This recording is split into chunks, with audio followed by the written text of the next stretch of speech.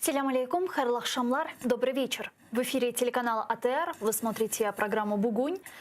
В рамках марафона «Сейф АТР. Голос Крыма Майбута» в эфире. В студии для вас работаю я, Гульсун Халилова. Следующие 3 часа в этой студии с гостями, которые подключатся к нам в эфир, мы обсудим основные новости сегодняшнего дня.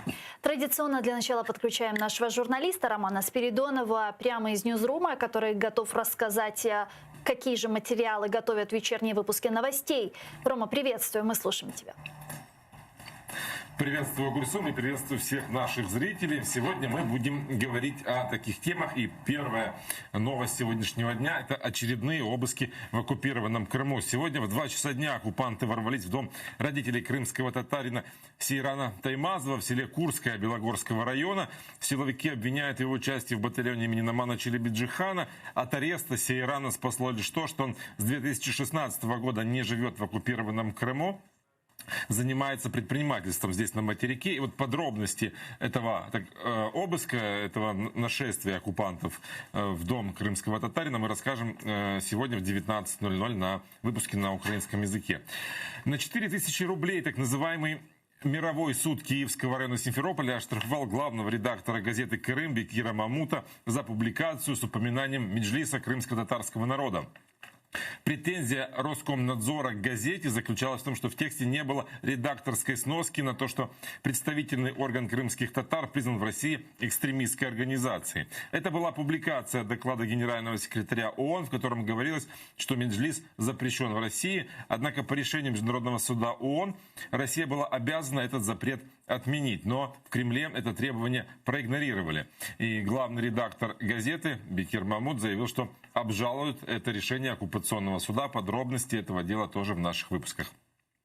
Россия не только грозит перекрыть судоходство в Керченском проливе, сегодня она закрыла воздушное пространство над частью оккупированного полуострова и Черным морем.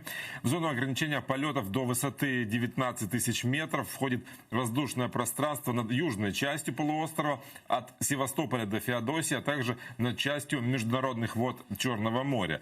Район объявлен временно опасным для полетов. Я напомню, что воздушное пространство над оккупированным полуостровом Украина закрыла сразу после оккупации Крыма.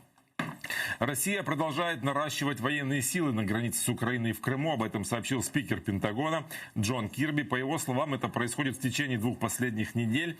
При этом в военном ведомстве США не стали раскрывать разведданные о численности российской группировки. В Пентагоне лишь призвали Россию разъяснить свои намерения и прекратить провокации. ПАСЕ не поддержала рассмотрение вопроса об угрозе мира в Европе со стороны Российской Федерации. Это предложила сделать Украина. Председатель украинской делегации в ПАСЕ Мария Мезенцева заявила, что сейчас границы Украины окружают около 100 тысяч российских военных. Постоянно нарушается режим прекращения огня на Донбассе. А это не только угроза украинской независимости, но и угроза Европе и правам человека. В свою очередь, президент ПАСЕ заявил, что повестка сессии уже утверждена. Она уже перегружена темами. В то же время в неформальной группе парламентской ассамблеи Совета Европы «Балтик Плюс» распространили заявление, в котором указали России на срыв мирных усилий по урегулированию ситуации на востоке Украины и призвали прекратить военные провокации и эскалацию. И оккупанты нашли виновных в водной блокаде Крыма. В этом, по их мнению, вовсе не вина России, которая оккупировала полуостров.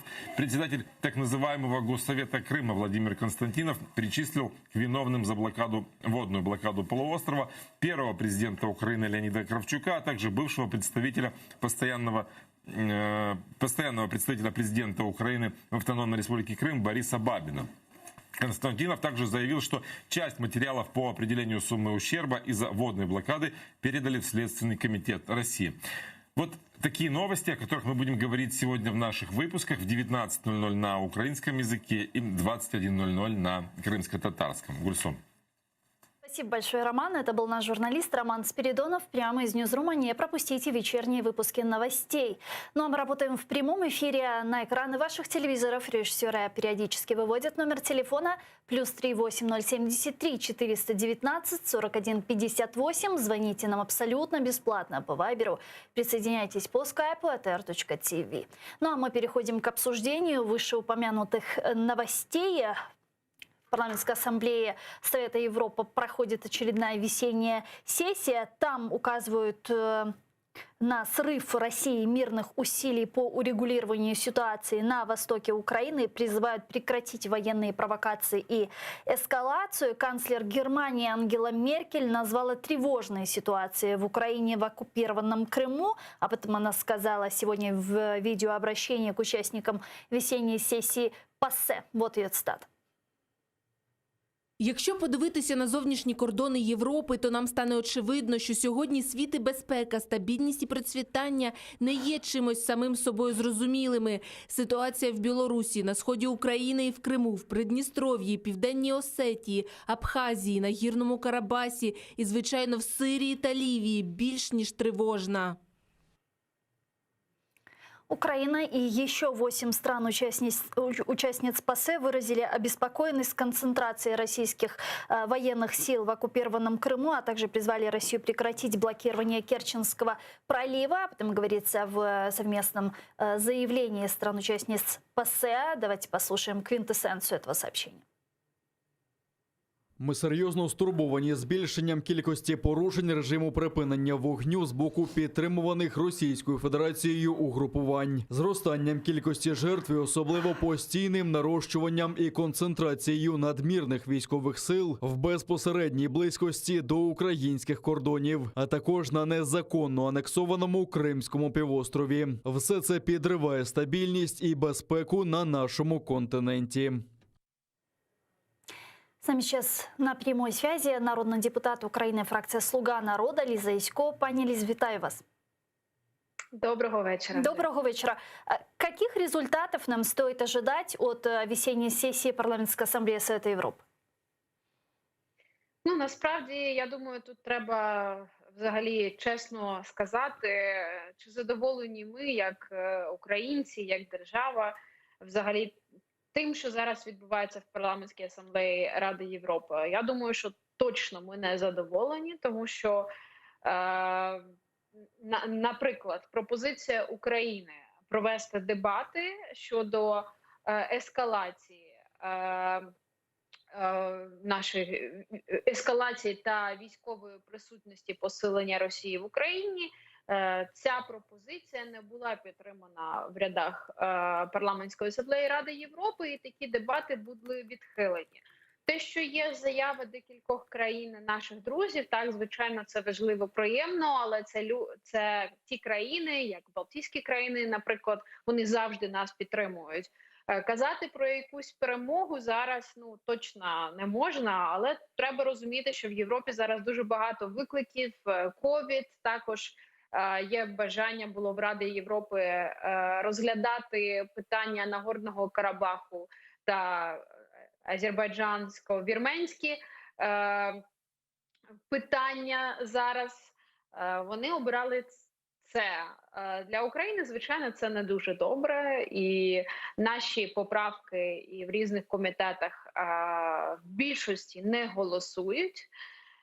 Але це не є новиною, тому що, на жаль, є така ситуація в Раді Європи, і тут також треба сказати, що наша парламентська дипломатія могла би бути також більш сильнішою і системніше, і багато ресурсів вкладати в таку діяльність, щоб дійсно щось змінити. Причины. Можем ли мы по результатам вышесказанного сказать, что действительно в Парламентской ассамблее Совета Европы есть мощное пророссийское лобби, которое не дает продвигаться вперед нашим важным вопросам? Однозначно, це лобі є, і воно не зменшується. І від того, що навіть є більше там чи менше виступів українських, результат не змінюється. Подібні речі треба системно змінювати, треба вкладати ресурси, час, діяльність людей для того, щоб Україна мала більше друзів. В тих умовах, в яких ми зараз працюємо, це гібридні умови, це коли нема можливості організувати там додаткові заходи в Раді Європи, там познайомитись більше. Це дуже важко. В онлайн такій участі чи в гібридній, це по суті знаєте, так, цементування статусу кво проросійського лобі можливими маленькими перемогами зі сторони України, але не більше того. А что вам известно по поводу сегодняшнего скандала во время заседания Парламентской ассамблеи Совета Европы, который случился между нашим народным депутатом и членом украинской делегации Алексеем Гончаренко и президентом ПАСЕ Рикосом Дамсом за демонстрацию украинского флага? Разве нельзя на заседании ПАСЕ демонстрировать какой-либо флаг или что произошло? Я можу сказати, що, на жаль, дійсно зі сторони керівництва Парламентської асамблеї Ради Європи часто звучать такі фрази, що не розглядайте, будь ласка, військові конфлікти між країнами, тому що ми організація про права людини, ми не про війну, ми не ОБСЄ, в нас нема, ми не ООН, в нас нема своєї армії. Навіщо взагалі ці питання постійно так емоційно піднімати? Я знаю, що дійсно дуже багато іноземних делегацій, вони не дуже люблять, коли українці виступають так емоційно і так, як виступає, наприклад, Олексій Гончаренко. Якщо дипломатичною мовою сказати, Олексій Гончаренко завжди захищає інтереси України, такий досить радикальний формі, яка не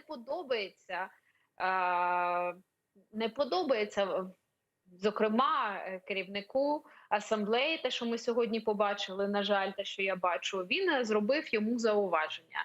Наскільки це по регламенту, тут можна проводити дискусії. Я, звичайно, вважаю, що це неповага до украинской делегации. Так если говорить про нарушение прав человека, то это же в принципе логично. Страна напала на другую, оккупировала ее территории. Где еще будет нарушаться права человека, если как не на оккупированной территории, которая подверглась внешней воєнної інтервенції? Погоджуюсь. Але тут нам треба шукати, знаєте, правильні підходи. Наприклад, працювати над резолюціями, які буде стосуватись прав людини на окупованих територіях. Про це вже можна говорити, і ми подавали такі резолюції, такі проекти резолюції, але не завжди ж це підтримується асамблеєю. Тут також треба і підтримка різних політичних груп, тут потрібен компроміс, треба, щоб це було пріоритетом. Це займає час, це не місяць роботи. І це треба, щоб всі працювали, консолідовано працювали. Несколько недель назад, если я не ошибаюсь, уже 2 недели назад, ваши коллеги по украинской делегации в ПАСЕ на своей странице в Facebook публиковали сообщение о том, что на летней сессии, если не ошибаюсь, должна быть проголосована резолюция по нарушениям прав крымских татар на территории оккупированного полуострова, и резолюция также включает в себя меджлис крымско-татарского народа. Что вам по этому известно, и как вы думаете, будет ли эта резолюция проголосована?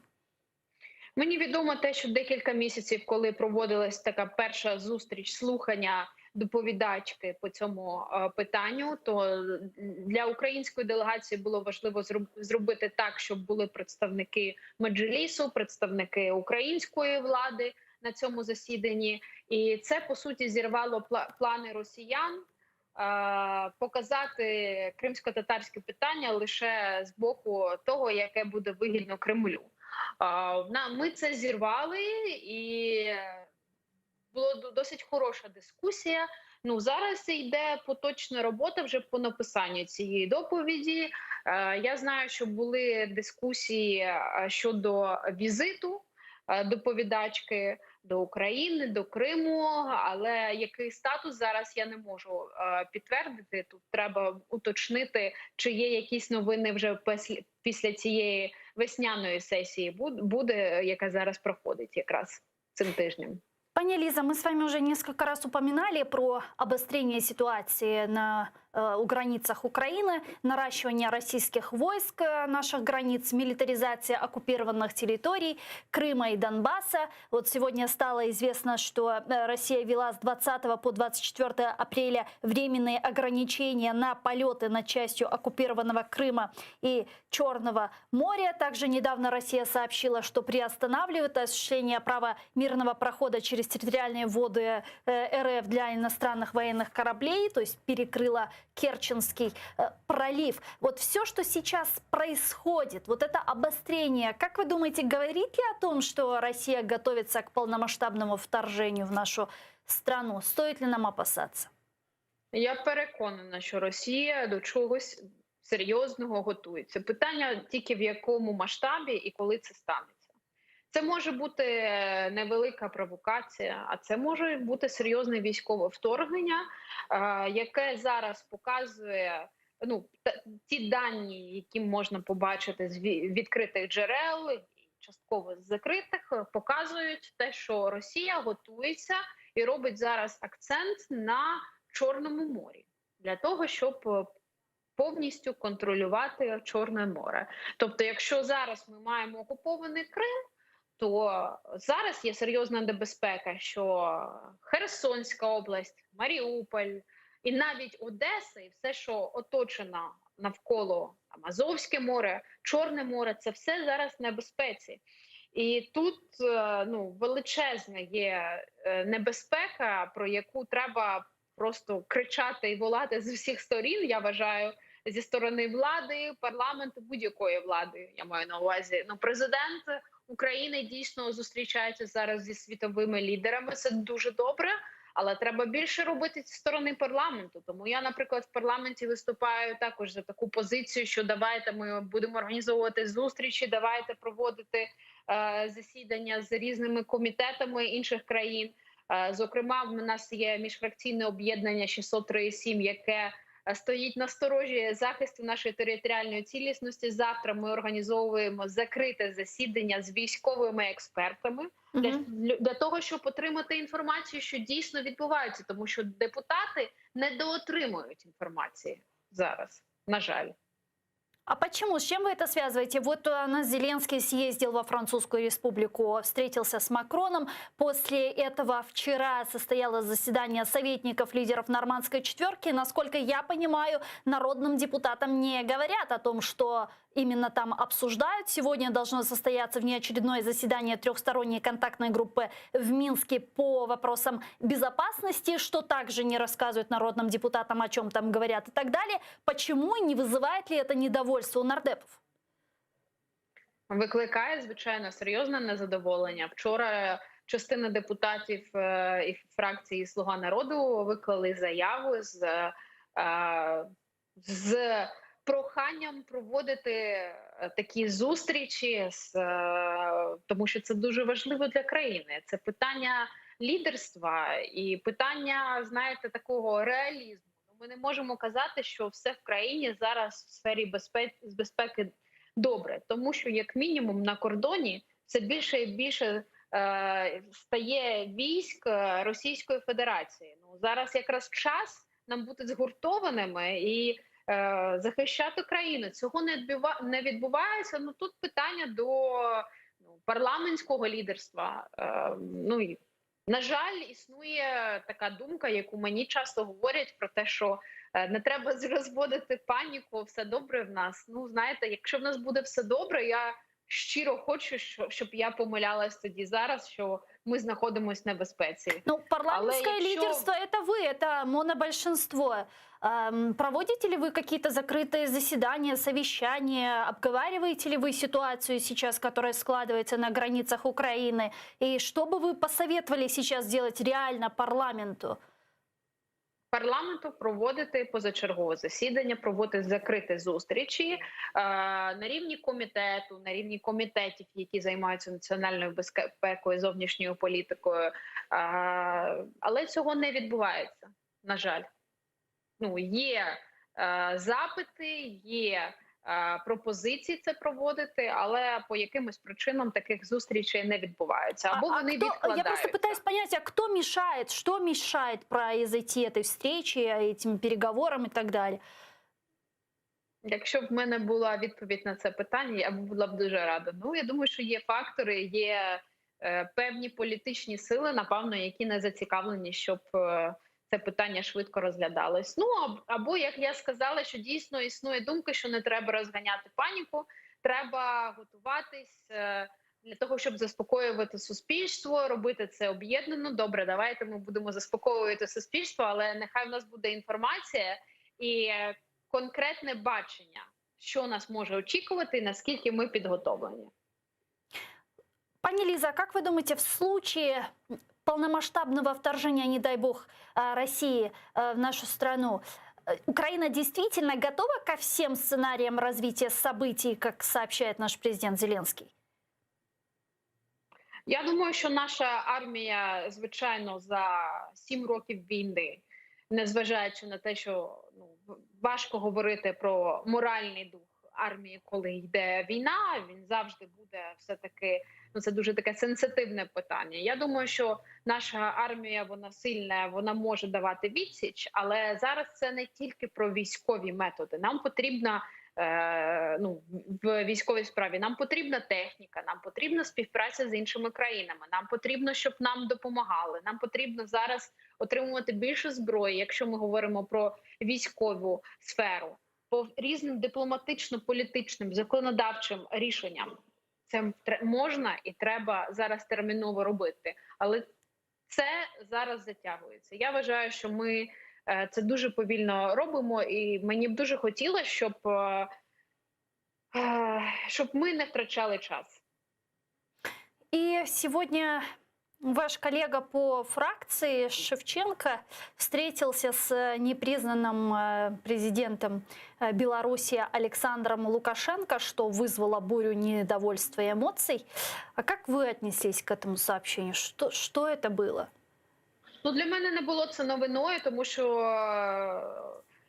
депутат Євгеній Шевченко завжди відкрито говорив про те, що йому подобається Лукашенко, він планує таку зустріч, але, в принципі, інші колеги могли б не дозволити, щоб він поїхав, але він взяв це його індивідуальна, я так розумію, ініціатива поїхати розбудовувати дружбу і співпрацю з Олександром Лукашенка. Тому, напевно, він має якийсь інтерес, це його право, але я це засуджую, тому що я вважаю, що в нас не той час, не та ситуація зараз в Білорусі, тим більше ми висловлювали політичну позицію по тим подіям в Білорусі. Ми засуджували всі ті переслідування опозиції, які зараз відбуваються. Євгеній Шевченко є представником українського парламенту, він є публічним діячем. Я вважаю, що така поїздка неприпустима. Дякую вам дуже, пані Ліза. Чохсагул у нас. Ліза Ясько була з нами на прямому зв'язку. Народный депутат Украины, фракция «Слуга народу». В Пентагоне сообщили о том, что Россия продолжает стягивать свои войска к границам Украины. Я не називатиму конкретну чисельність чи формування військ з точки зору нарощування російських сил. Ми за цим слідкуємо, це нас дуже стосується. І ми не віримо, що таке нагромадження військ на кордоні з Україною та в окупованому Криму сприяє безпеці та стабільності. Тому вкотре закликаємо Росію припинити провокації та сприяти стабільності.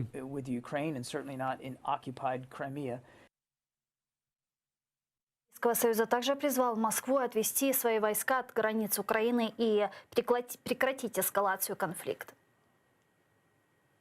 На кордоні з Україною і в Криму є близько 150 тисяч російських військовослужбовців. Ризик подальшої ескалації очевидний. Це найпотужніше розгортання сил на кордонах з Україною, з яким ми стикалися. Сподіваємося, що це завершиться і російські сили підуть.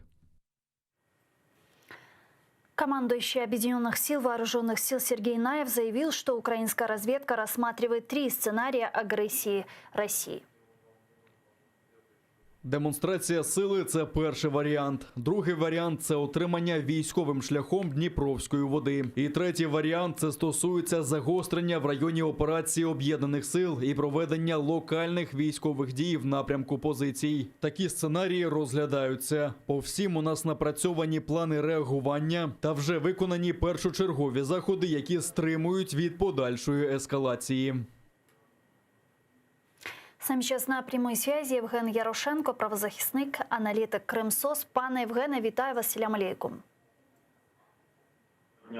Пане Евгене, в разведке Украины серьезно рассматривают возможный вариант военной операции РФ на южной части материка с целью открытия некого коридора к Северокрымскому каналу, чтобы таким образом решить вопрос критической ситуации воды в Крыму. Действительно ли в Крыму с водой сейчас настолько критическая ситуация, что Россия может пойти войной в херсонскую часть материка?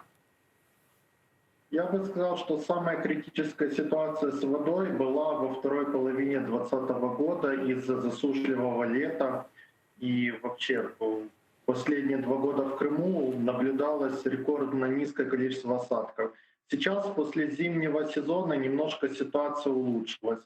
Но стратегически это не решает проблему дефицита воды.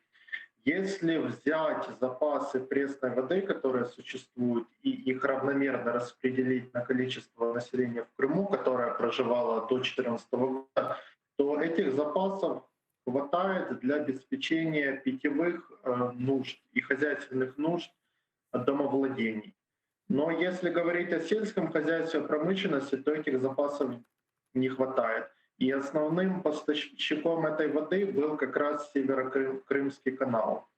И после оккупации очень сильно возросло давление на водные ресурсы, истощение водных ресурсов из-за того, что Россия строит очень много инфраструктурных проектов, даже трасса Таврида, много каких-то застроек на южном берегу Крыма. И к тому же усиливается военное присутствие. А военное является очень сильным получателем этих водных ресурсов. Я имею в виду как питьевая вода для вооруженного контингента, так и просто вода для того, чтобы поддерживать вооруженную численность в хозяйственных нуждах. Ну и поэтому приходится жертвовать ради военных баз и промышленностью, жертвовать нуждами гражданского населения. Пане Евгене, если представить самый плохой сценарий развития событий, если представить, что Россия идет войной и действительно открывает этот коридор, доходит до канала Северокрымского, то позволяет ли сейчас вообще инфраструктура Северокрымского канала возможность поставки воды в Крым? Не разрушилась ли она за последние 7 лет? Это очень хороший вопрос, потому что сейчас Крымсос завершает подготовку исследования по экологической ситуации в Крыму. И могу тут поделиться несколькими тезисами исследования по поводу воды. Еще до оккупации около половины потока воды через Северокрымский канал она не доходила до конечных реципиентов, и она проседала в грунт. А сейчас, когда вода прекратилась, русло канала проросло деревьями и прочей растительностью. И поэтому, если в какой-то момент гипотетически возобновить поставку воды по Северокрымскому каналу, то очень будет высока потеря. То есть сельское хозяйство не сможет ее получать в тех объемах, которые получало до 2014 года. Промышленность, в том числе Титан в Армянске и Крымсода в Красноперекопске, тоже не смогут ее получать для очищения промышленного производства. И поэтому это уже не будет те поставки води, которые были до оккупации. Дякую вам дуже, пане Євгене. Чохсагл у нас Дякую. Євген Ярошенко був з нами на прямому зв'язку, правозахисник, аналітик Крымсос. Председатель оккупационного парламента Крыма Владимир Константинов сообщил, что в Следственный комитет России направлена часть материалов по подсчетам ущерба водной блокады, в которой власти обвиняют руководство Украины и ряд конкретных лиц. Он отметил, что ущерб, нанесенный аграрному сектору Крыма из-за прекращения подачи Днепровской воды, насчитывает более 200 миллиардов рублей. Это далеко не полная сумма ущерба, поскольку от водного шантажа пострадали и другие отрасли. А крымчане испытали и продолжают испытывать неудобства, несут моральный ущерб. Ответственность за антикрымские действия несет не только государство Украина в целом. Ряду персонажей придется отвечать Тогда за это Минск. лично. Ну а сегодня также должно состояться внеочередное экстренное заседание рабочей подгруппы по вопросам безопасности трехсторонней контактной группы в Минске. Об этом сообщил пресс-секретарь украинской делегации в ТКГ Алексей Арестович. Ранее Арестович говорил, что решение о создании подгруппы будет зависеть от переговоров советников Нормандской четверки 19 апреля, а политические советники Нормандской четверки вчера в формате видеоконференции обсудили уже имплементацию франко-германских кластеров по выполнению минских договоренностей и соблюдению режима прекращения огня на Донбассе. Об этом сообщил віце-прем'єр Алексей Резников. Не розкриваючи конфіденційності переговорів, зазначу дві головні речі, які обговорювалися і які були анонсовані президентом Зеленським у Парижі. Сьогодні йшлося про кластери, відповідно, як бачення можливості реалізації мінських домовленостей і про питання забезпечення дотримання режиму припинення вогню, реального та повноцінного. Військовий експерт Ігор Козій зараз з нами на прямому зв'язку. Пане Ігорю, вітаю вас. Селям алейкум. Добрый вечер. Добрый вечер. Пане Игорю, в разведке Украины рассматривают три варианта развития событий сейчас на фоне стягивания российских войск к границам Украины. Первое – это просто демонстрация силы с целью получить какие-то политические преференции, заставить Украину пойти на компромисс. Второе – это, возможно, военная операция на южную часть материковой Украины для открытия доступа к Северо-Крымскому каналу. И третье – это некая провокация на Донбассе с целью обвинить в этом Украину, обвинить в срыве договоренностей и таким образом попытаться снять санкции с России. Какой, на ваш взгляд, из этих сценариев сейчас наиболее вероятный? Как вы оцениваете возможность полномасштабного вторжения России в Украину сейчас? Ну, ви знаєте, ви хочете, м'яко кажучи, щоб я замінив все розвідувальне співтовариство України одним речем. Такого не буває. Фактично, по великому рахунку, всі три сценарії мають право на своє життя і мають певне підґрунтя. Разом з тим, треба розуміти, що до всього цього треба готуватись.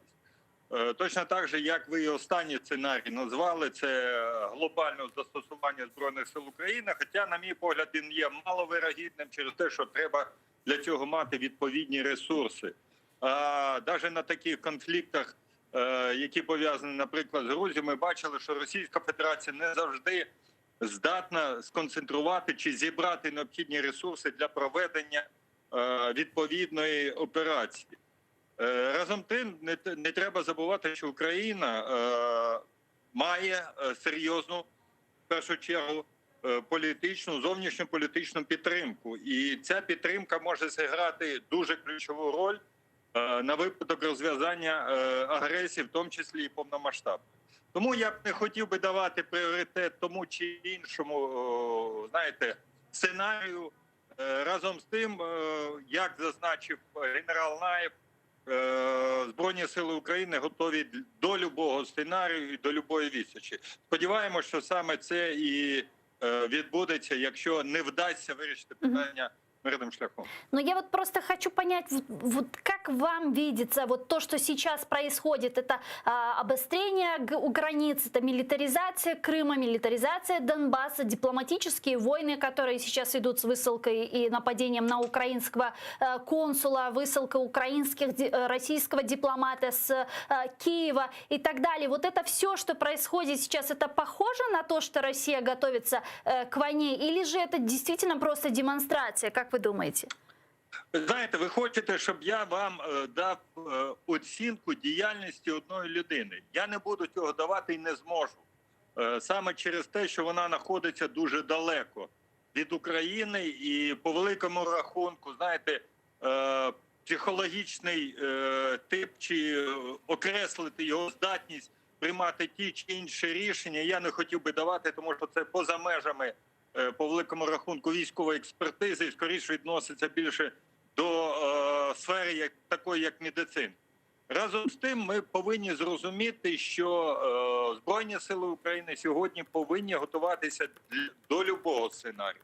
Сьогодні важко сказати, зрозуміти правильно. Початок агресії може початися абсолютно несподівано. Хто розглядає питання Придністров'я, наприклад, чи хто розглядає питання, знаєте, такої собі локальної агресії в іншому місті, ніж було заявлено.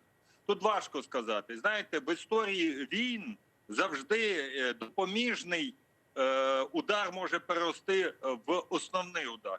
Тому, скоріш за все, цю справу ми повинні адресувати до розвідного співтовариства, яке, я сподіваюся, не тільки вправиться з тим завданням, яке на них поклав народ України, але і в майбутньому ми з вами гідно будемо ставитись до розвідувального співтовариства. Мы видим, как наша разведка фиксирует регулярно с нашей стороны постоянные усиления российских войск. Мы видим, как проводятся учения украинской стороны у наших границ с временно оккупированными территориями. Мы видим учения спецслужб, Нацгвардии и так далее. Вот к чему мы готовимся, пане Игорю? Действительно, готовимся ли мы к какой-то фронтальной войне или мы готовимся к противодействию каких-то локальных, возможно, операций? Действительно, готовы ли мы ко всем сценариям? Зрозуміти правильно. Наприклад, відпрацювати глобальний сценарій в польових умовах Збройні сили цього робити не буде, тому що витрати ресурсів дуже великі на це. Те відпрацьовується, як правило, штабами, оперативно-стратегічними штабами, відпрацьовуються в умовах закритості, відпрацьовуються з залученням або без залучення, в залежності від ситуації, політиків і ключових гравців в сфері безпеки і оборони. Я маю на увазі в першу чергу як президента України, так і керівника Верховної Ради, керівника Кабінету міністрів України. І ясно, що військове командування повинно бути задіяне до цього. Що стосується більш тактичних речей, які ви обрисували, регіональних чи інших, вони, як правило, можуть проводитись як в штабних тренуваннях, так і з залученням військ. І це ми неодноразово бачили, особливо коли питання стосувалось Криму і питання стосувалось Придністров'я. Дякую дуже, пане Ігорю. Чохсагл, у нас Ігор Козій був з нами на прямому зв'язку, військовий эксперт. Россия ввела с 20 по 24 апреля временные ограничения на полеты над частью оккупированного Крыма и Черного моря. Об этом со ссылкой Интерфакс сообщает на международное извещение для пилотов. Объявлен район временно опасным для полетов воздушных судов, говорится в сообщении. В извещении для пилотов этот регион назвали опасным. Согласно нему, в зоне ограничения полетов до высоты 19 тысяч метров входит воздушное пространство над южной частью Крыма, прилегающие территории воды, а также часть международных вод Черного моря. Ранее Россия сообщила, что с 24 апреля по 31 октября приостанавливается осуществление права мирного прохода через территориальные воды России для иностранных военных кораблей и других государственных судов в ряде районов Черного моря. Но я напомню нашим телезрителям, что мы работаем в прямом эфире. На экраны ваших телевизоров режиссеры периодически выводят номер телефона +38073 419 41 58. Звоните нам абсолютно бесплатно по Вайберу. Присоединяйтесь по скайпу atr.tv, это наш адрес. Подписывайтесь на YouTube телеканал АТР, телеканал АТР большими буквами, латиницей. Там мы вещаем как в онлайн-режиме, так и выкладываем самые интересные фрагменты из наших эфиров, выкладываем все программы наших интересные фрагменты из наших эфиров, ну и выкладываем все программы телеканала АТР. Подписывайтесь на сайт телеканала АТР, atr.ua. Сегодня ваша подписка поможет нам продолжить нашу работу на нашем информационном фронте. С нами сейчас на прямой связи Володимир Огризко, міністр закордонних справ України 2007-2009 роках. Пане Володимире, вітаю вас, селям алейкум. Да, вітаю вас, доброго здоровья.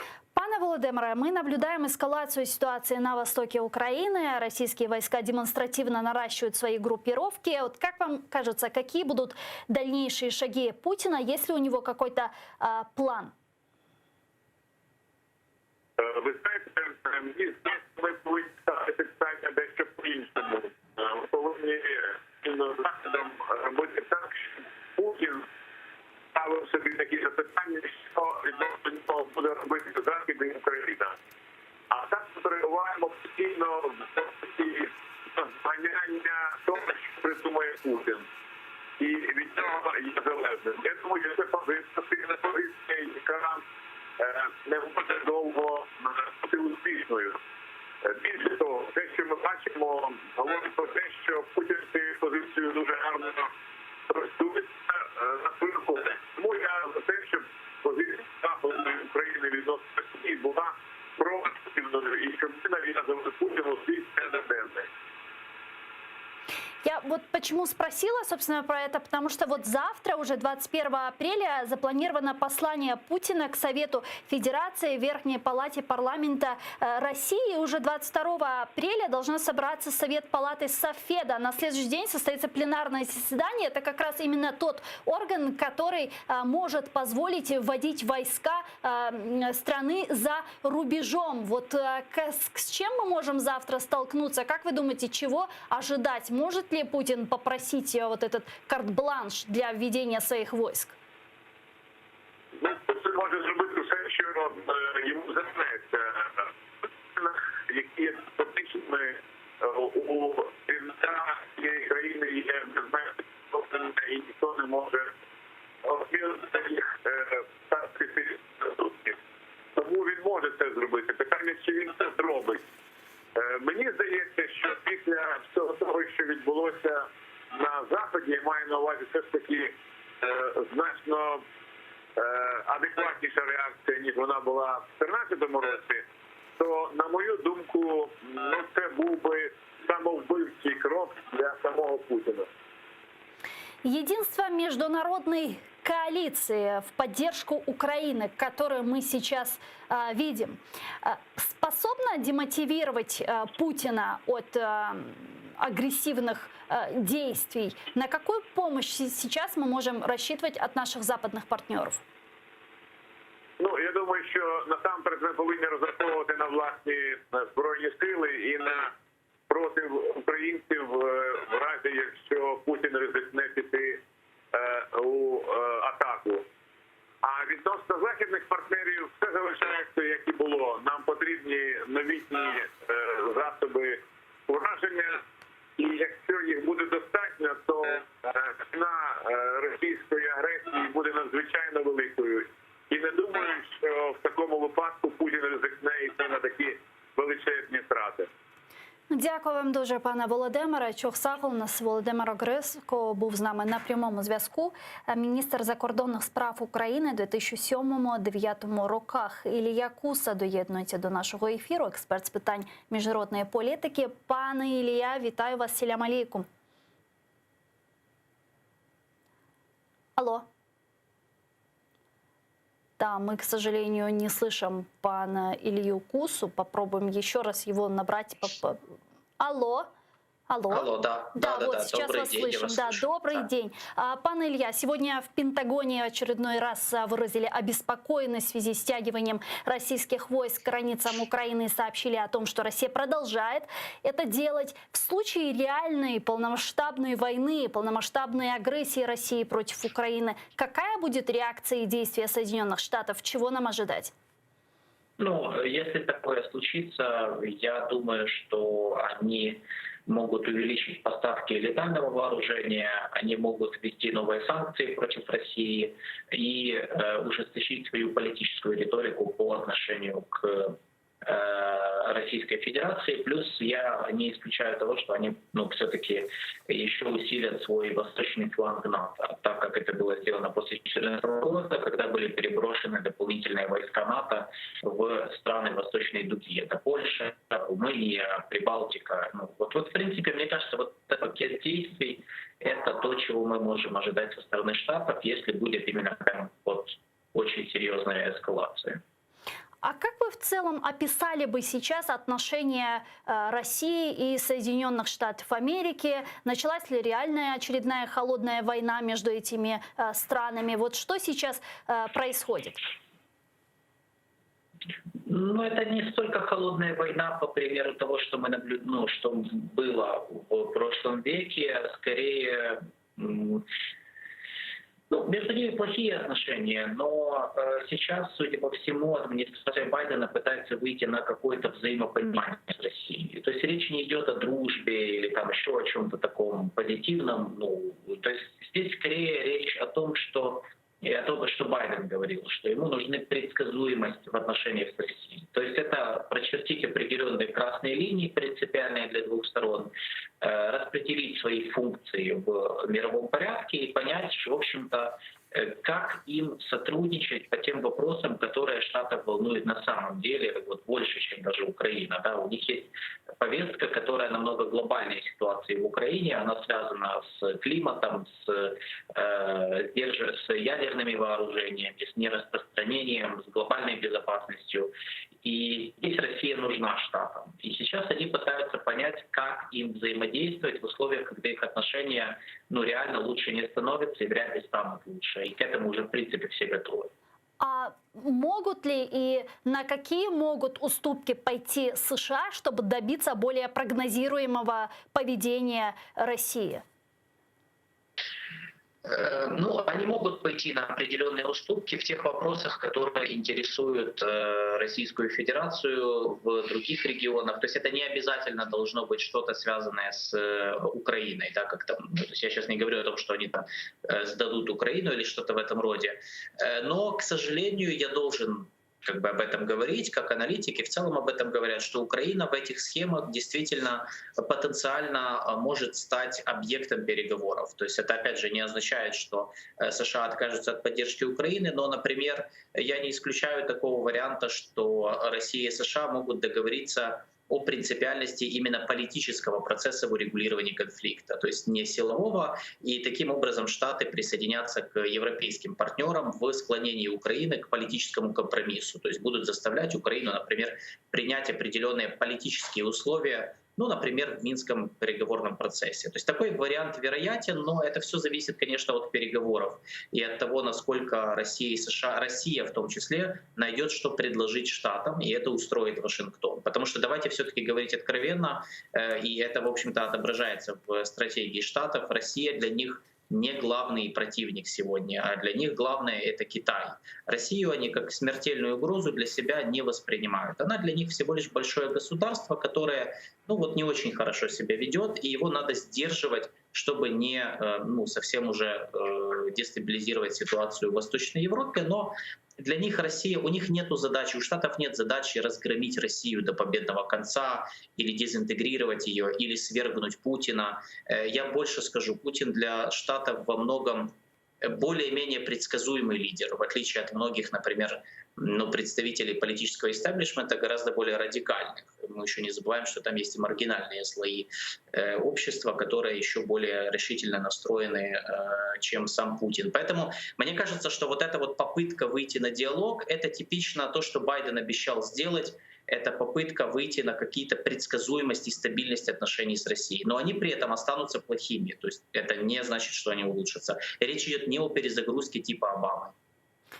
И тут, собственно, и возникает этот когнитивный диссонанс, когда, с одной стороны, Байден говорит о том, что да, Путин убийца, потом ему звонит, потом на следующий день вводит санкции против России, потом через день Путин говорит о том, что да, я принимаю приглашение, я буду принимать участие и выступлю на саммите по климату. У вас нет такого диссонанса? Нет, смотрите, это просто, понимаете, в Украине же мыслят, вот у нас диссонанс, потому что мы не изучаем эти вопросы. У нас мыслят крайними категориями. То есть либо перемога, либо зрада, либо нас сдают, либо нет. Ну, то есть здесь более тонкая игра идет. Санкции были нужны как рамка для приглашения Байдена. То есть он показал, вот смотрите, вот санкционная рамка, и в этом указе все же выписано на самом деле, что вот они этим указом расширили список возможностей, по которым можно вводить санкции против Украины, против, извините, России, в том числе по поводу ситуации в Украине. То есть они, по сути, выставили рамку. Смотрите, если будет плохо, мы можем усиливать санкции здесь вводить новые. Поэтому вопросы еще какие-то. Здесь можно усиливать санкции против госдолга. И, по сути, Байден вот эту рамку выставил и в пределах вот этого процесса пригласил Путина к переговорам. То есть, по сути, введение санкций и приглашение на переговоры — это фактически приглашение на переговоры с позиции сил. И то, что Путин, он, конечно, вот скажет 21 апреля в послании Федеральному собранию, но то, что они там не отбросили этот вариант, несмотря на то, что это, по сути, было приглашение такое с позиции силы достаточно, говорит о том, что для Путина действительно очень важна эта встреча. Ему очень важно, это всегда было для него важно, чтобы выйти на прямые переговоры со Штатами, потому что все, чего они добивались многие годы, это чтобы их признали равноправным членом международного сообщества с закрепленной какой-то вот сферой влияния. То есть это, в принципе, идеальный вариант для Путина, чтобы его признали великим, так сказать, государством и вернулись к какой-то форме ялтинского мира, который существовал в прошлом веке. Понятно, не в той форме, но, по крайней мере, в какой-то хотя бы урезанной. С другой стороны, ведь если Путин согласится на это и примет приглашение и пойдет на встречу с Байденом, то в Вашингтоне это будет расценено как санкционное давление повлияло, и в связи с внешним давлением Путин пошел на переговоры. А если он откажется, они скажут, что видите, какая Россия плохая. Они деструктивную позицию занимают, не хотят говорить с нами. Понимаете, это очень удобная позиция. В этом и есть преимущество Соединенных Штатов. Их санкционный механизм невероятно гибкий. Его можно менять в ручном режиме, как угодно.